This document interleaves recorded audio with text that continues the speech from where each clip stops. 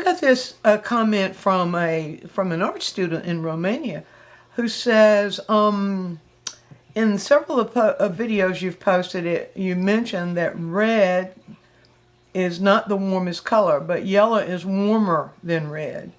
And she goes ahead to say that she's read specialized books and has worked with the warm and cool colors.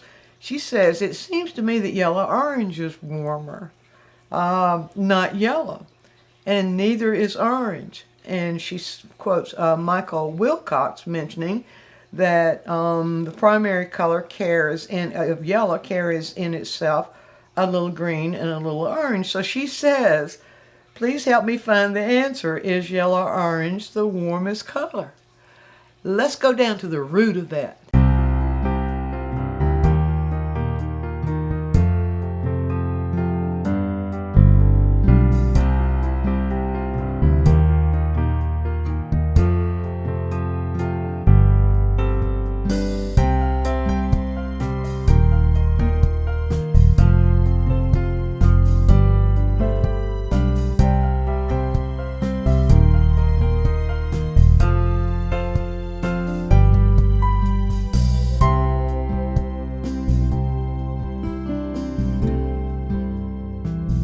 Okay, the reason we have a color wheel to begin with is because in the very, very early days of exploring light, someone discovered that if you shine a light through a prism, it splits up into all the colors that create light, or all the colors we have available to us.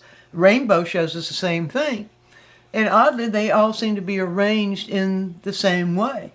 So I couldn't find a really true picture of a light shining through a prism. This is the closest I could find. So you can see the colors in the prism spread out. They don't segment out like a color wheel will.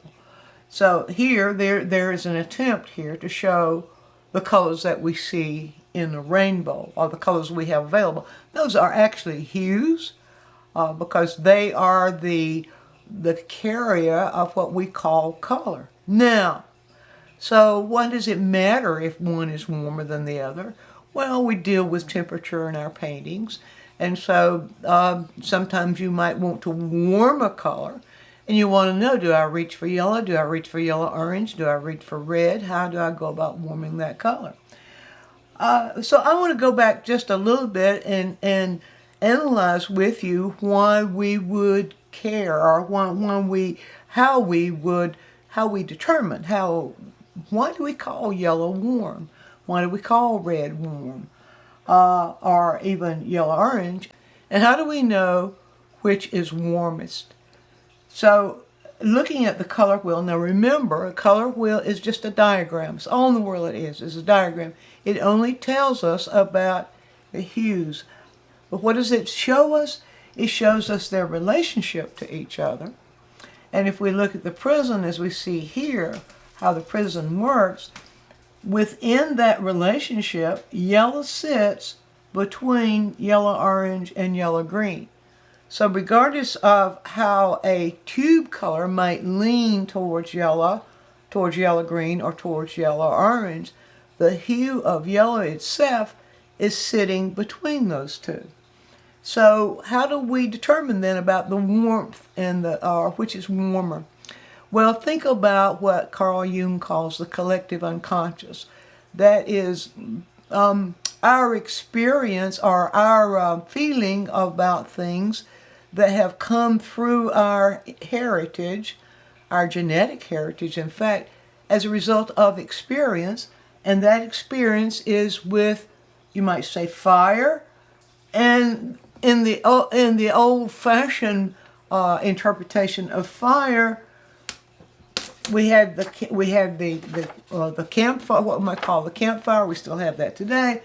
We have the fireplace. In other words, the fire that would, early on, the discovery of the fire that kept people warm and that cooked their food.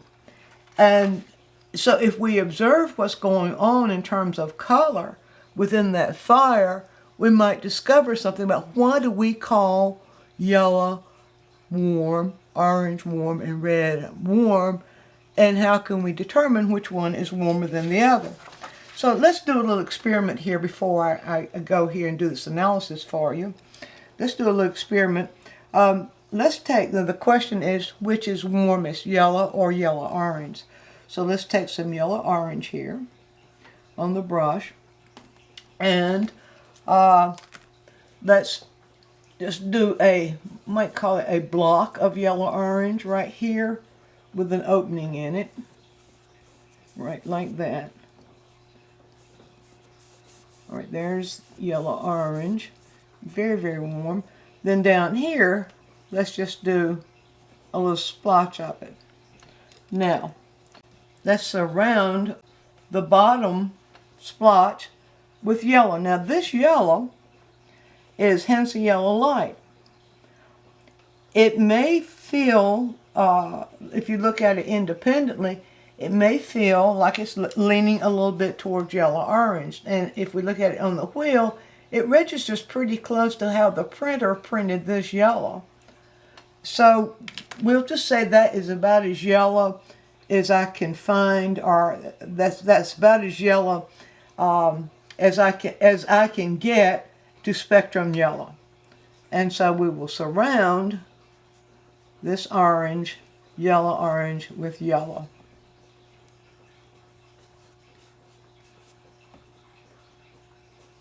Now,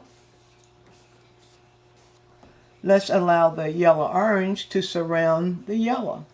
So we'll just put the yellow right here. Now, can you feel the yellow-orange actually pulling the yellow out? Can you feel the warmth in the yellow-orange that's caused by the yellow?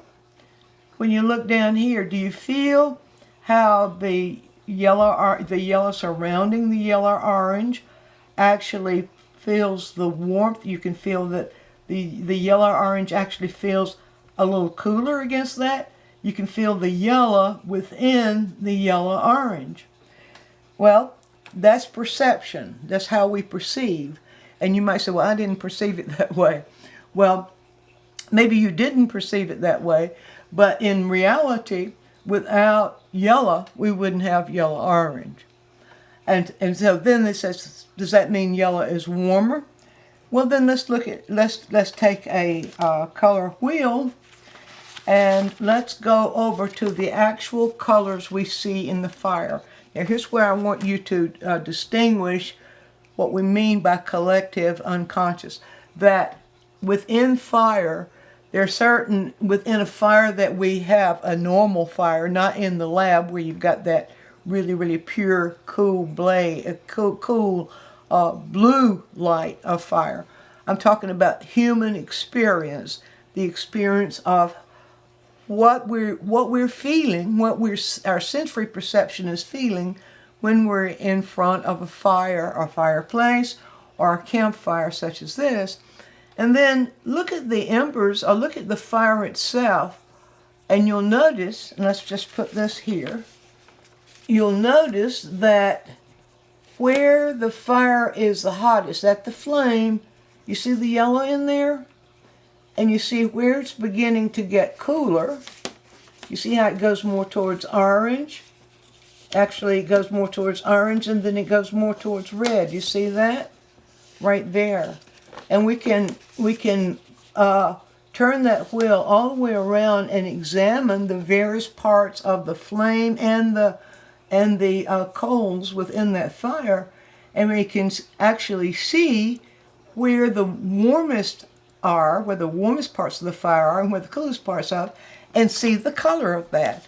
And that color that we see in that fire is what we call yellow warm, orange warm, red warm, and so on. It's our experience with fire. We have a similar experience with ice as blue. And so that tells us something about our historical, our human sensory response. What do we call any color warm or cool? And so on the color wheel, let's put the color wheel back up right here.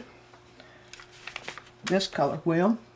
So on the color wheel, we have three hues that are actually the core hues of all color. There is no other way we can create hue without one of these, without either a yellow or a blue or a red. You may combine other hues and other hues like blue-green, for example. You might combine blue-green with red-violet, and you'll say that'll give me blue, but that's because it already has the blue in it. All right, so what does this tell us? This tells us that the way we experience color has to do with not just the color itself, but the relationship of the color. This relationship of yellow to yellow-orange is how we experience this. This relationship of orange to yellow, or yellow-orange to yellow, that's how we experience that. So one is causing the other, or each are causing their particular temperatures to be revealed to us, and how we experience that then is associated with how we experience all color. What do we relate to color? And so if we have yellow, for example, that's actually yellow as a spectrum yellow. It's a yellow as it's produced as the light goes through a prism. That yellow then is neither yellow-green nor yellow-orange. It is yellow. As more of the blue enters into it, then it becomes yellow-green, then it becomes cooler. As more of the red enters into it, it also becomes cooler, because red is further away in temperature. Red is further away from yellow in the spectrum, in the fire, and as it arranges itself on the color wheel. But in the long run, it doesn't matter whether you're placing your label of warm and cool on yellow and yellow-orange. It doesn't matter whether you're placing that on your experience with warmth, with the fireplace or a campfire, or theory, because theory might point you in another direction. Theory might say red is the warmest color. What matters is how you use those in your painting in relationship to each other. What happens when you place red beside green, for example? Or what happens when you place yellow beside violet, for example? So that goes on and on and on into the study of how color affects color. But I think understanding color according to our experience, understanding the temperature of color according to how we experience physical temperature, to me just makes a lot more sense. Be sure and view all of our quick tips. And while you're doing so, subscribe to the channel, click on the bell so you'll always get a notice when we produce a new quick tip, which is every week. And if you have a question, leave it in the comments section and we'll make a quick tip for you. Also, take a trip over to DianneMize.com where I have full-length lessons, downloads, DVDs, lots of other stuff there, some free stuff for you. And while you're there, you can subscribe to the newsletter, and that way you'll always be informed every time we do something new.